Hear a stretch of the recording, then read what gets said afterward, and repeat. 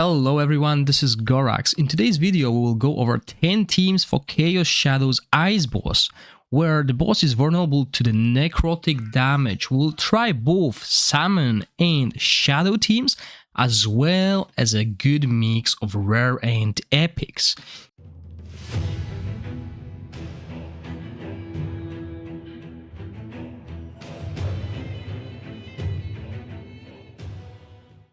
So Season 3 Chief Challenge Ice Boss is basically a Hawkadir. You can see his skills, it is cold damage and also explodes around himself, boosting the attack up by 25% and inflicting frost. We want to avoid bringing in melee heroes around him because they will do constant damage, which is quite annoying. So I prepared a few teams. I'll use some melee heroes as well and explain what's happening. As I would like to remind everyone that I have this spreadsheet available for everyone, so please make sure you look into it. It will go over all the previous bosses and all my testing basically, and you can look about the notes as well to explain what's happening. So the first team is the Whale team for the Shadow. So I wanted to try the new team with Shadow heroes. This is the equipment I run on them. As you can see, no mythic equipment. We're running full legendary equipment with legendary artifacts as well. We're using this set on Ozul to boost his auto attacks because he will be in the demon form constantly, so we want the basic attacks to ignore 20% of the target defense. We want Daphne to have as much attack as possible and everyone else to deal damage. This team will go totally on auto. There's one thing that I need to note. You need Thorin to be behind your tank, because if you put Thorin, for example, that was my idea, putting it behind Ozul so Ozul can survive longer. The tank will go into invincibility and the boss will start attacking Ozul. We don't have really good choice of auras, sadly, and this is how the fight looks like. Now, there's two things that we need to do to max out the damage here. We need to make sure we cast Daphne's ultimate and use Ozul's ultimate as well. If we jump over here behind the boss, we will not be taking hits from the explosion of the frost. And now another thing, we need to make sure we cast Daphne on Ozul to maximize the damage, as you can see here, right? So that's the one thing, because if we play it on auto, you'll see that Daphne AI is terrible. Despite Ozul having the highest attack in the team, Daphne will cast her ultimate on Taldi, as you can see, which is quite annoying. We don't want to do that. We want to avoid that. And Ozul is enough damage. Okay, Taldi is amazing. I would not replace Taldi. If you play in Ozul, Taldi is enough to make sure he's got the maximum form. And the placement doesn't really matter, but if you got someone who can jump behind, this is what you want to do. You want to pull the Hawkadir or Ice down below here. And this team is capable of doing 53 million. Now, there's another team capable of doing over 50 million with Ozul. And we follow the same strategy here, but I want to rotate different supports. So we have Ripekas and we have Zarlov. Okay, so it's not bad, but the strategy is the same. And the most important, if you play Ozul, this is what you want to do. And I'll show you again why Daphne has to be manually cast. So we jump over there. We're going to avoid the damage from the exploding frost. This is what it is. So that's what we want to do. We want to avoid that. And again, I will use Ozul later on without the exclusive artifact as well to show everyone that doesn't have Ozul exclusive how to play. And this team is capable of doing 50 million. Now the fully stacked summon team. As I said, we want to avoid melee heroes. Sadly, Lelwanis is a melee hero as well. Yeah, this is not going to work too well. Sadly, summon team again is not doing too hot. This is the equipment here, basically. Fully stacked legendary equipment and skill timing again, auto. So yeah, really low damage coming up from this team. I'm really surprised. I was expecting more because we're using an exclusive hero, but 36 million at this stage is not good, but that's because the way that the boss works, and we can't keep these damage dealers alive long enough. They will eventually die, and our minions will start dying as well. So yeah, that's the issue here. 37 million. There are better teams to do damage without spending that much. So I'll show them as well. Now we go up 40 million, and as you can see, I've removed all these legendary heroes and I've put epics and rares, and the team works really well because there's synergy, everyone is in the back.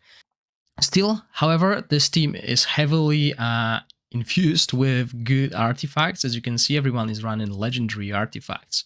The timings here, nothing. We don't really care about the timings. The MVP here is definitely Fathom down. As you can see, I've built him with Tundra set to reduce his damage taken because he's built around attack percentage everywhere. He's going to apply Witch's Remain as well as attack penalty for 13 seconds. There's only a single target there. And we're using Estella to heal him with Gatekeeper stuff. We could use Horn as well, really. Zadok will be the main damage dealer with Roots, and Joyce will be boosting everyone's attack up as well as focusing around summoning the minions who will do a lot of damage. And we'll boost those minions, we'll boost Joyce ads using Eluya here with attack speed and attack up. As you can see, everything will be, because they'll be safe in the background, they'll be safe in the back, and they won't be dying, so they will do constant damage. And this team is really doing good damage. We have an attack speed aura as well, which helps with these auto attacks. And yeah, 40 million using this team is quite impressive. But the rotation in this fight again is nothing spectacular. Only one hero is taking damage really, so good tank, single heal, and you will do just fine unless you run 2 melee, which I will. So another team is basically the same team, but we downgraded the artifacts. So if you struggle with good artifacts, you can obtain both of them through the Feymander in Season 2. If you didn't, it's quite easy to replace them. You put Eyeball of the Giant here, and you put a mirror here to help with the healing. Still, Witches Remain, quite mandatory. If you don't have Witches Remain, you can put on Crown, but this will reduce the damage done. And 36 million using the exact same team, exact same strategy, just downgrading artifacts. So that is like 10% damage down by replacing these artifacts. And that's without mythic equipment. Still a really good team, I would say. Now, I also wanted to try different things, so I tried different tank, different healers, and etc. And here we have a team that did 26 million damage. So the team doesn't do that much damage now because we removed Eluya, and she's quite good. Also, Fathom Down is doing damage as well, so don't get me wrong. But here we don't really have anything that is outstanding. Still, we are able to do over 22 million, which is what we want. And again, default. Nothing spectacular. The fight is exactly the same, so there's no point of me showing you these fights every time. There's nothing happening until we get to another team. And as you can see, this is the same idea here. Moving forward, another team that we got as 24 million, using something similar to what we used in Season 2, basically for range and Questa as a tank. So Questa as a tank built with damage reduction set. She takes 25% less damage with this. She's still the best damage dealer in this team despite that. And that's mainly thanks to Rascal Slingshot. We're using free-to-play friendly artifacts with Crown of the Unclean. So that's quite a big difference here because we've been using Crown of the Unclean here as well. So yeah, 24 million, cheap option. Most of us have those heroes scrolled already, so we can play it. We're using Attack Aura here, and Questa can't survive the whole fight. We have Questa's healing, that heals for 28,000, by the way. And we have Megan, that gives us a lot of defense and healing, and we also have Zarlov to help out. Plus, we have a lot of recharge speed penalty, ultimate steals, and we can survive. If you're looking for a team to get over 22 million on the 6th week, this is a really good choice. And then we move on to the Ozul teams. So if you have Ozul without the exclusive artifact, this is the teams you're looking for. Okay, and I've tried different variants here. First, we have the Questetia as a tank, and I believe Questetia, beside Fathom Down, is the best hero to have as a tank here.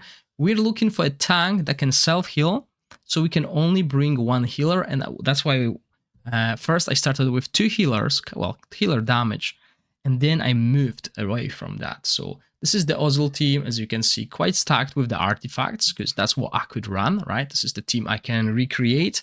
Removing these artifacts will obviously mean less damage, but if you have Ozul and Questetia, that means you also have a little bit of legendary artifacts, hopefully. Skill timing, fully manual again. Ozul is just doing damage with auto attacks, so we don't need to really care about setting him up. And this team is actually way better to play than the Daphne team, because we don't need to manually do anything except for the start of the fight, where we jump behind the boss and then just let it play, okay? And that's all we need to do. And this is why I'm all about easy. Okay, we want easy gameplay on the hardest bosses in the game. And yeah, Questetia can stay alive long enough, the whole 5 minutes actually.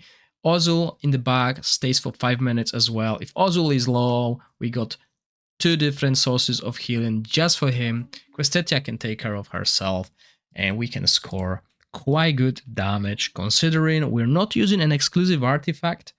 So the damage is at 52 million compared to exclusive 53 full legendary team and 50 with this team. Now, the best performing team at the moment is the one with Gladros. So yeah, similar team, strong artifacts again. This is the team that I could use, and it does really well. 56 million. And as I said, I think Shadow team relies only on Ozul and Taldi. Taldi is a beast. Skill timings, nothing here. We have Witches Remain on Questetia, and she's just going ham whenever she wants, because everyone else is not here to do damage, it's just to support. 56 million. Attack aura. Easy fight. So basically what's happening here again, we need to make sure we cast this ultimate early on and jump behind the boss, and then we can just put it on auto. He's never going to leave that form thanks to Taldi. Now, if there's a situation where Ozul takes damage, because in few scenarios Ozul can die in previous fights as well, because he's standing in the melee, he's not tanky enough, but he's got 15% defense of Questetia. This is why we run this set on Questetia and the tank set on our support to reduce the damage they both take. With the shield and the debuff immunity as well, while the shield is on, we avoid a lot of damage, okay, on top of the healing we have from Zarlov, so it's easier to stay alive. Also, don't neglect the damage that Gladros can do. As you can see, he outdamages both Zarlov and Taldi. So that's quite important to know. That's what we want from the support that is here. I've tried the new Feymander or Pillar Hero. Not quite enough healing. Good damage, but not quite enough healing. And another team, for those of you who don't have scrolled Gladros or something else, or won't use Thia elsewhere and already leveled her up, this team is doing 45 million. It's surviving the 5 minutes, but the damage from Thia is not as impressive as from Gladros. And also at few fights, we die basically with Ozul as well, because it's not the best. And as you can see, this is what happens when you don't cast the ultimate behind the boss. Ozul will stay in that demon form forever, so we can jump back and he will be getting damage from Frost exploding and it will kill him. So you want to avoid that. And that's pretty much it. This is the boss. I mean, it's not a hard boss, and I think the team that I will make, the Ozul team, is quite good damage wise. Obviously, I might even improve it on the main server because I have access to more legendaries than I used here. So yeah, tell me what you think about it. Do you have Ozul? Are you happy you have Shadow team now? Because sadly, summons are still not doing too good. Maybe I'm doing something wrong. Hopefully someone can make a great summon team, although this is not an AoE fight. So I hope you enjoyed the video. If you do, please click the like button and consider subscribing to my channel. As always, thank you for watching. Stay safe. Bye.